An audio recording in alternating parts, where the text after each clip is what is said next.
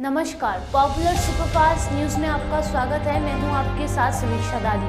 आज इस सुपरफास्ट में बात होगी बड़वानी रैली में शिवराज सरकार पर बरसे राहुल गांधी की। कमलनाथ ने इमोशनल वीडियो जारी कर लोगों से की बड़ी अपील की। बात करेंगे मनीष सिसोदिया जेल से निकलकर पहुंचे पत्नी से मिलने की। ज्योतिरादित्य सिंधिया पर भड़के दिग्विजय सिंह की। अयोध्या में देव दीपावली की जबरदस्त तैयारियों की। साथ ही जानेंगे असदुद्दीन ओवैसी ने साधे बीजेपी और कांग्रेस पर निशाने की। एमपी चुनाव से पहले कांग्रेस नेता राज बब्बर ने बड़े बयान की। बात करेंगे पाकिस्तान की कैद से 3 साल बाद वतन वापस लौटे 80 भारतीय मछुआरे की। गैंगस्टर लॉरेंस बिश्नोई की टीवी इंटरव्यू पर हाई कोर्ट सख्त की। और आखिर में बात होगी बारिश ने बदला दिल्ली के मौसम की। इसके साथ ही और भी तमाम बड़ी खबरों से आपको कराएंगे रूबरू। मध्य प्रदेश में विधानसभा चुनाव को लेकर सियासी पारा गर्म है। इसी कड़ी में कांग्रेस सांसद राहुल गांधी ने एक जनसभा को संबोधित करते हुए कहा कि बीजेपी सरकार पर जमकर हमला भी बोला है। राहुल गांधी ने कहा कि बीजेपी नफरत फैलाती है, मैं मोहब्बत की दुकान खोलने की बात करता हूं। इस चुनाव में सबसे बड़ा फर्क वो नफरत फैलाते हैं। जहां भी जाते हैं एक जात को दूसरी जात से, एक धर्म को दूसरे धर्म से लड़ा देते हैं।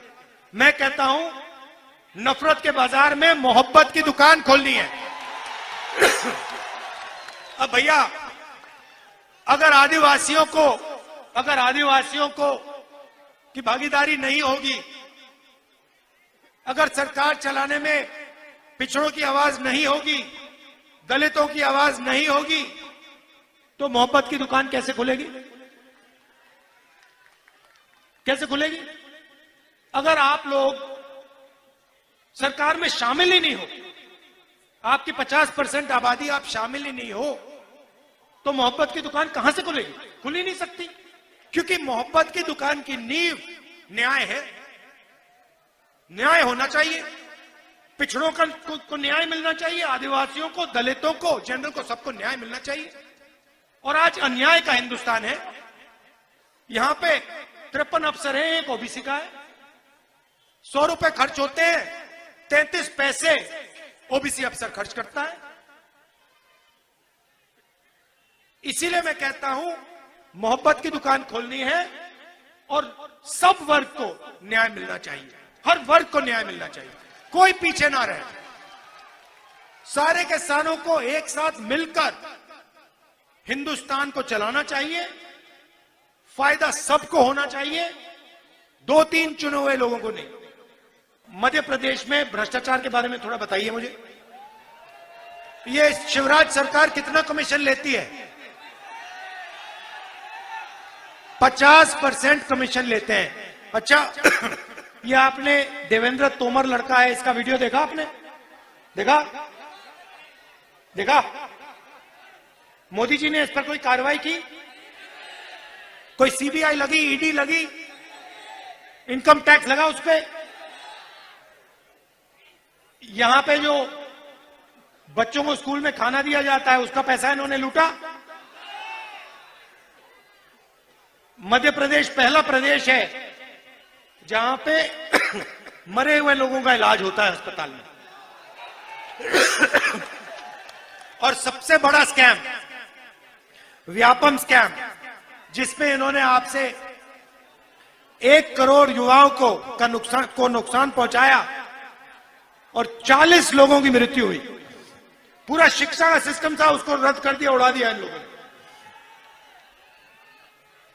पटवारी एग्जाम स्कैंडल और एमबीबीएस सीट को बेचा इन लोगों ने। बेचा नहीं बेचा?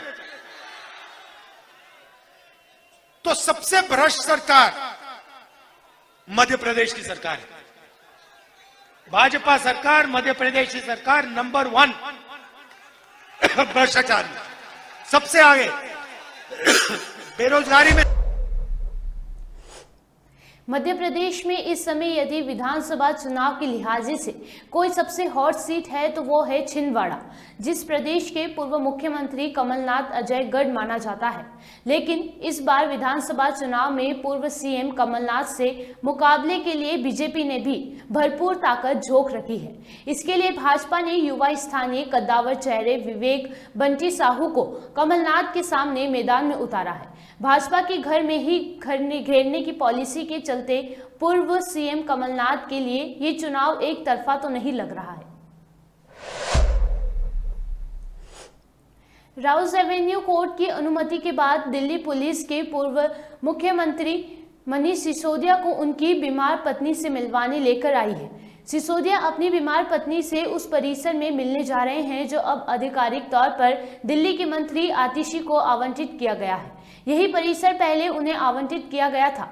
कोर्ट के सिसोदिया को सुबह 10 बजे से शाम 6 बजे तक की मिलने की अनुमति दी गई है। राज्यसभा सांसद दिग्विजय सिंह ने कहा कि उन्हें उम्मीद नहीं थी कि इतने बड़े सिंधिया घराने के महाराजा कांग्रेस पार्टी के साथ धोखा करेंगे। ज्योतिरादित्य के पिता माधवराव सिंधिया को बड़े महाराजा कहकर संबोधित करते हुए दिग्विजय ने कहा कि बड़े महाराज को इंदिरा और राजीव गांधी ने मंत्री बनाया था। कांग्रेस ने ज्योतिरादित्य सिंधिया को 2 बार मंत्री बनाया, लेकिन वे पार्टी को छोड़कर चले गए। आप लोगों ने 2013 में 2018 में कांग्रेस पार्टी को जिताया। महेंद्र सिंह सिसोदिया को जिताया। सरकार बनने पर कमलनाथ जी ने उन्हें सिंधिया जी की सिफारिश पर मंत्री तक बनाया। लेकिन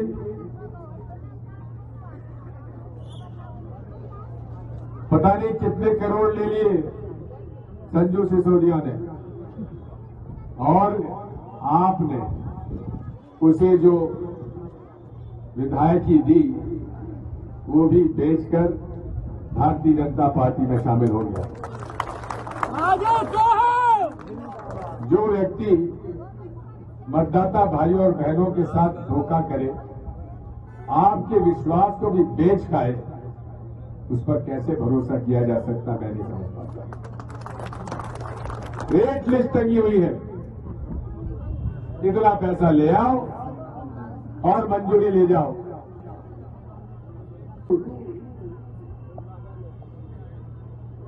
ये भाजपा का शासन पूरे तरीके से कमीशनबाजी पे चला हुआ है। 100 रुपए बजट में आए, 30 से 40 रुपए तो ऊपर ही खा जाते हैं लोग बाहर, काम नहीं हो पाता। सरपंच लोग बेचारे चुनाव बड़ी मुश्किल से लड़ कर आते हैं और उन्हें काम लेने के लिए रिश्वत देनी पड़ती है। मैं आपसे कहना चाहता हूं, ये भारी भ्रष्टाचार जो हो रहा है, ये पूरा का पूरा जो है शिवराज सिंह चौहान की सदारत में उसके मंत्री भ्रष्टाचार कर रहे हैं और जनता को लूट रहे हैं। मुझे उम्मीद नहीं थी कि इतने बड़े सिंधिया घराना का ये महाराजा इस तरह से कांग्रेस पार्टी के साथ धोखा करेंगे। कांग्रेस पार्टी ने उन्हें क्या नहीं दिया? बड़े महाराज को यहां से सांसद बनाया, इंदिरा जी ने, राजीव जी ने उनको मंत्री बनाया, सम्मान के साथ रखा। लेकिन ज्योतिरादित्य सिंधिया जी कांग्रेस में आए, फिर कांग्रेस ने उनको संसद सदस्य बनाया, 2 बार मंत्री बनाया। लेकिन क्या कारण है कि छोड़ के चले गए? मैं कहना चाहता हूं, ये हमारा इतिहास रहा है। हम लोग अपने आदर्शों के लिए लड़ते हैं, अपनी विचारधारा के लिए लड़ते हैं। अयोध्या में देव दिवाली के जश्न की तैयारियां जोरों पर चल रही हैं। भगवान श्री राम की शोभायात्रा निकाली जा रही है। अयोध्या की दिवाली पर बाबरी मस्जिद के पक्षकार इकबाल अंसारी का बयान सामने आया है। इकबाल अंसारी ने कहा कि अयोध्या की दिवाली दुनिया भर में प्रसिद्ध है और इसे न सिर्फ हिंदू बल्कि मुस्लिम भी धूमधाम से मनाते हैं। अयोध्या में दीपावली का त्यौहार ये जो है भव्य मनाया जा रहा है और बहुत ही अच्छा लगता है कि जब त्यौहार जो है इस तरीके से जो है मनाया जाता है। ये हमारे देश की एक परंपरा है। अयोध्या की दिवाली पूरी दुनिया में जानी जाती है और आज पूरी अयोध्या जो है ये सजी हुई है और इसका जो है इस अयोध्या में जो है पूरे देश के लोग की निगाहें लगी हुई हैं। ऐसी दिवाली पूरे दुनिया में कहीं नहीं होती जो आज हमारे यहाँ अयोध्या में हो रही है। आज हिंदू और मुसलमान सारे लोग इस तरीके से खुश हैं कि अयोध्या में जो है दिवाली का त्यौहार हिंदू मुस्लिम सिख ईसाई ईद होता है तो हम बुलाते हैं, दिवाली होती है तो हिंदू बुलाते हैं और खुशियाँ जो मनाने के वक्त लोग एक मिठाई दे करके एक दूसरे को सम्मानित करते हैं। तो ये अयोध्या की एक परंपरा है कि जिससे आज भी अयोध्या में खुशी की लहर है। ये मंदिर भी बन रहा है, प्राण प्रतिष्ठा की पूजा भी जो होनी है और अयोध्या का नाम भी रोशन हो रहा है इस तरीके से कि दिवाली का त्यौहार पूरी दुनिया को। तेलंगाना में चुनाव से पहले सभी पार्टियां जोर लगा रही हैं। हैदराबाद में एक जनसभा के दौरान AIM चीफ असदुद्दीन ओवैसी ने बीजेपी और कांग्रेस पर जमकर निशाना साधा। ओवैसी ने बीजेपी के उस पोस्टर पर हमला बोला जिसमें ओवैसी को काजी दिखाया गया था और वो कांग्रेस और TRS का निकाह करवा रहे थे। कि हर कोई बोलता है कि नहीं मेरे अजीज दो अब तो बीजेपी के लिए कार्टून बनाया। मुझे किसी अखबार के सहाफी ने कहा कि मेरी फोटो डाल दिए, मुझे खाजी बना दिए। मुझे खाजी बनाकर ये बताया जा रहा है कि मैं कांग्रेस और TRS की शादी कर रहा हूं। अरे एक मैं परेशान हूं बाबा, मैं कहा खाजी बन सकता हूं मगर फोटो मेरी डाले तो मालूम हुआ मोदी की फोटो अब काम नहीं कर रही तेलंगाना में बीजेपी के लिए।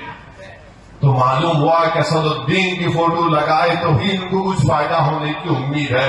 लगाओ प्यारे, जब मेरी फोटो तुम्हारे मोदी की फोटो काम में नहीं आ रही, मेरी फोटो तुम लगाने पर मजबूर हो गए तो मालूम हुआ कि हम भी तुम्हारे दूल्हे भाई हैं।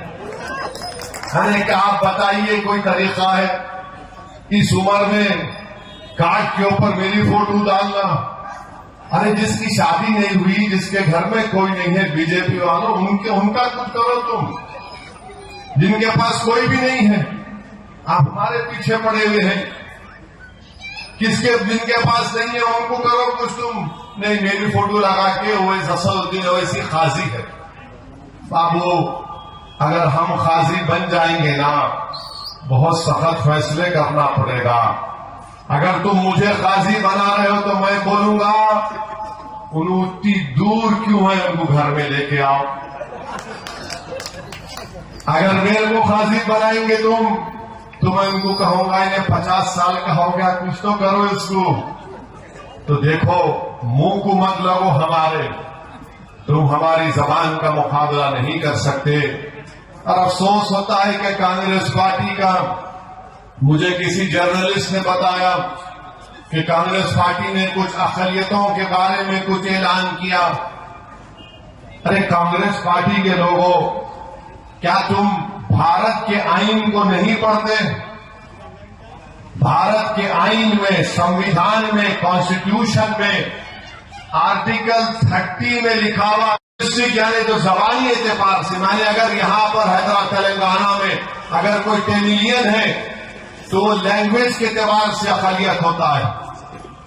बैकवर्ड क्लास अलग है, माइनॉरिटीज अलग है, अक़लियतें अलग है, बैकवर्ड क्लास अलग है। अहमक है।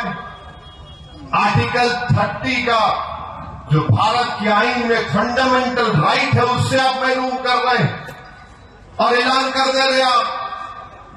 इतनी बेसिक चीज आपको नहीं मालूम और बड़े बड़े बैठ के ऐलान कर रहे हैं। अरे भाई ओबीसी अलग है, माइनॉरिटीज अलग है, आप लाकर उसको मिला दिए। अरे कैसे थम्सअप है ये लोग, माने आखिरी दर्जे के थम्सअप है ये लोग।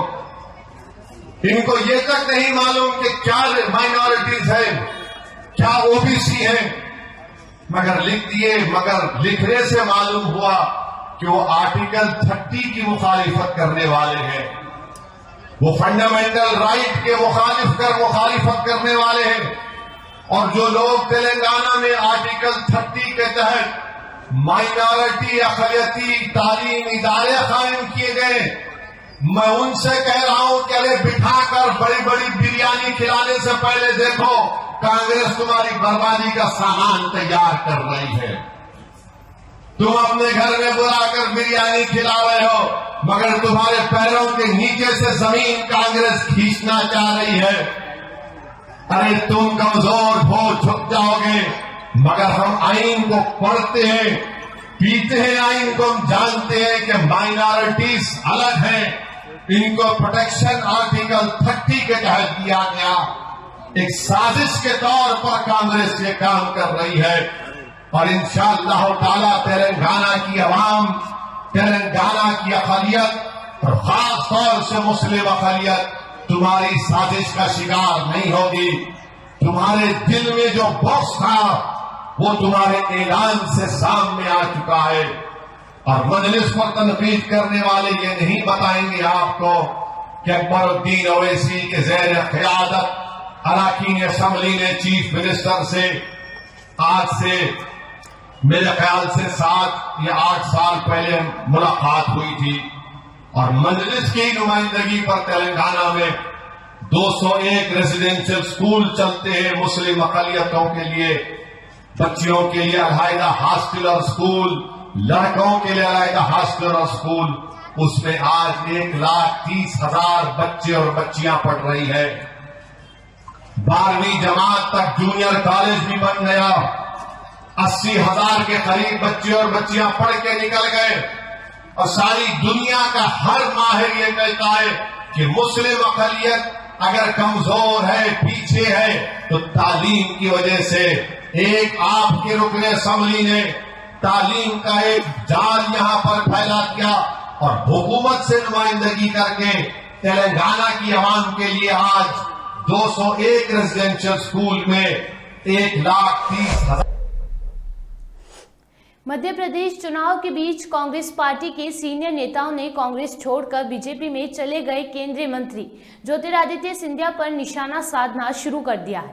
एक तरफ कांग्रेस नेता राज बब्बर ने कहा कि अगर मध्य प्रदेश में कांग्रेस की सरकार आती है तो सिंधिया के महल को चौपाटी बना दिया जाएगा।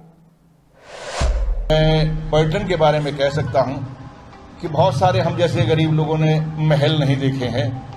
पर्यटन में जो लोग आएंगे वो महल तक भी जाएंगे, महल को देखने जाएंगे, क्योंकि है तो जनता का ही ना, ग्वालियर का ही है ना सब कुछ।